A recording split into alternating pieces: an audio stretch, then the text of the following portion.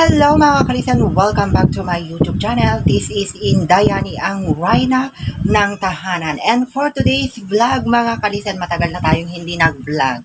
Kaya ngayon, mamamalengke po tayo dito sa palengke ng Victoria. Ayan guys, so bibili tayo ng ating kakainin ngayong tanghalian. So ang naisip namin ni Madam Grasilda ay magluluto ako ng macaroni sopas. Total, mayroon pa kaming hotdog doon na natira.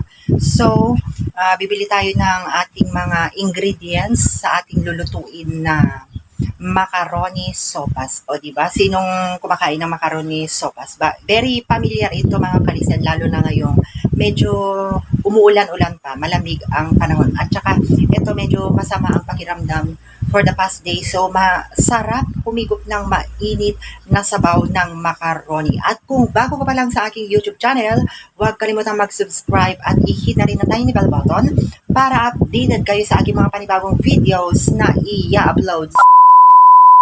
So ang bibilhin natin mga kalisan ay tignan natin. Wala tayong sibuyas. Ayan. Pero mayroon pang bawang dito. Mayroong luyang maliit. Tsaka isang kamatis. So, mayroon na tayong dito, hotdog. Ayan, ito yung natin. Ihahalo natin sa ating macaroni sopas mamaya. So, ilagay natin dito yung mga paghimayan. So, hindi pa ako pala tapos nagkape.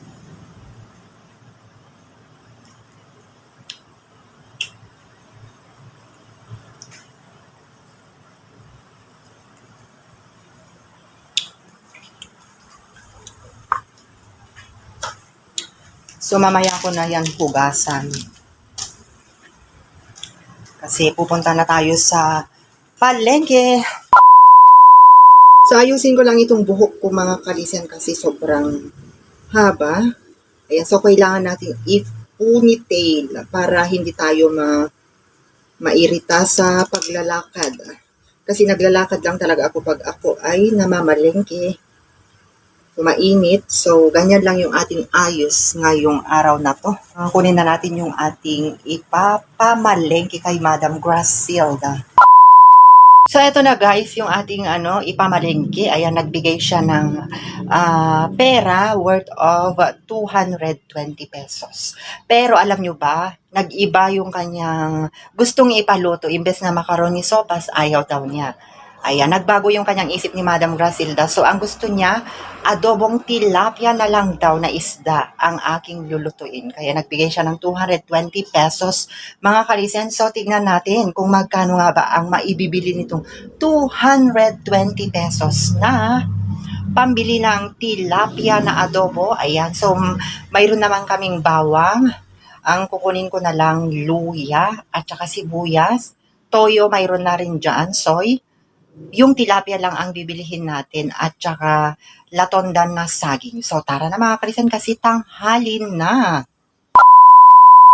So ayan na nga guys, maandito na tayo sa sa may kalsada.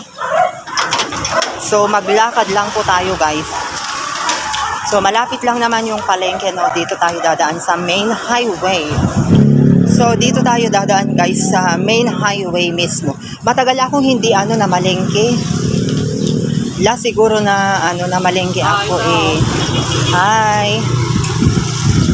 So may mga nag-hi, may mga nag-hello sa labas mga kalisan. So syempre kailangan natin pansinin. Kasi malay natin kung natin sila. Malapit lang yung palengke dito guys sa amin.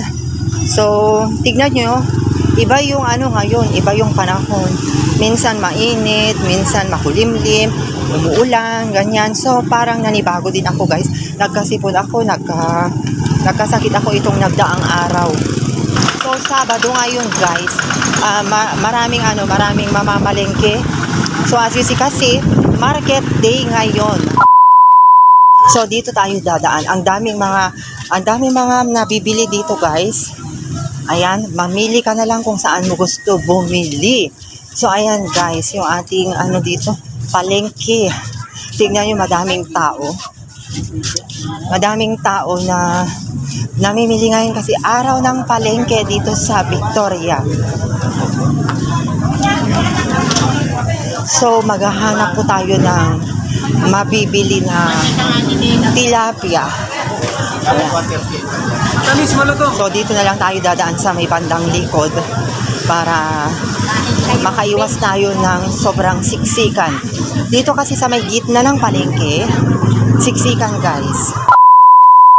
So, ayan guys, dito tayo bibili ng tilapia.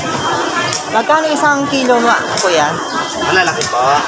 Yung sakto lang, pang-adobong paksiw.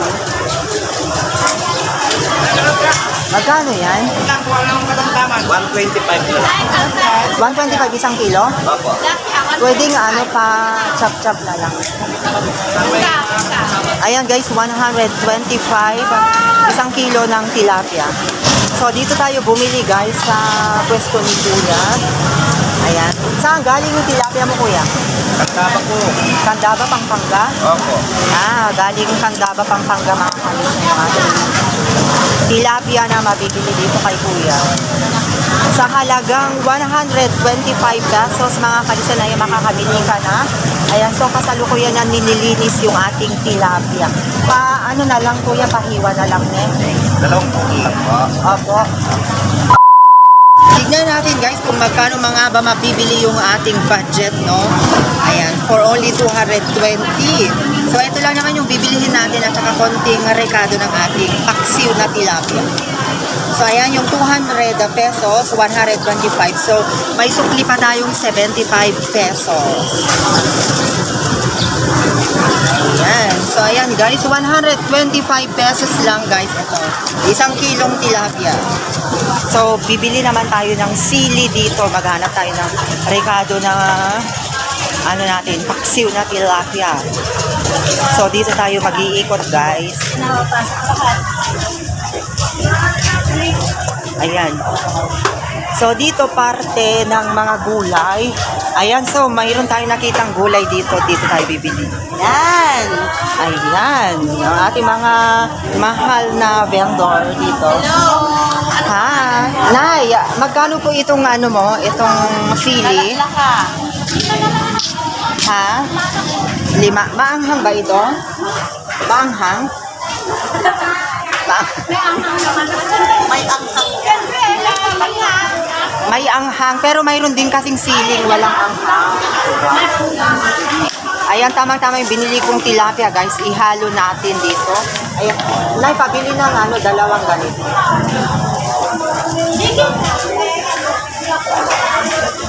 Ayan, so may gulay si nanay, guys, oh. Bili tayo, guys, ito, oh. Dahil gulay is life. Isang ganito lang pala. Kasi baka maanghang naman yung ating adobo. Ayan. Ano bang pangalan nyo, Nay? Risencia Laporga. Ayan guys, si Nanay Risencia Laporga. Ayan ang sipag niya nagkita. So, ang bait ni Nanay guys. So, ayan, binigyan ako ng plastic na malaki. Ayan, so maghahanap tayo ng ano guys, ng saging dahil saging pa ang pinapabili ni Madam Grasilda. So, dito tayo dadaan naman sa mga nagtitinda ng mga bigas. Ayan, makipagsiksikan tayo dito guys. So, maghanap tayo ng saging dito. Ang gusto kasi ni Madam Grasilda ay yung saging na latondan. So, dito tayo bibili kay Nanay. Ayan. Nay, pabili po. Latondan. Magkano latondan?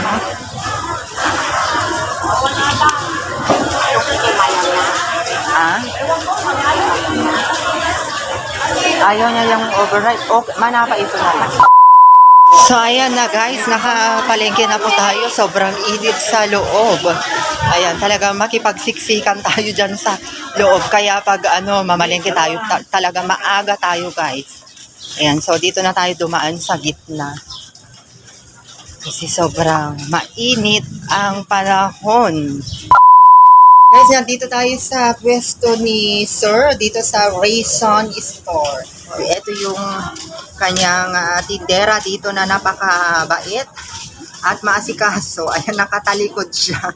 So, kagagaling lang natin sa loob, guys. Nakipalengke tayo. So, alam nyo naman yung ating pinalengke ngayon, tilapia. Ayan, dahil mag-adobo tayo. Sobrang init nga lang sa loob. Ayan, tiyaga lang talaga makipagsiksikan mga kalisen. Sa mga nangangailangan ng mga kagaya ng birthday, ganyan, yung mga decoration natin sa paghahanda ng ating mga birthday celebration.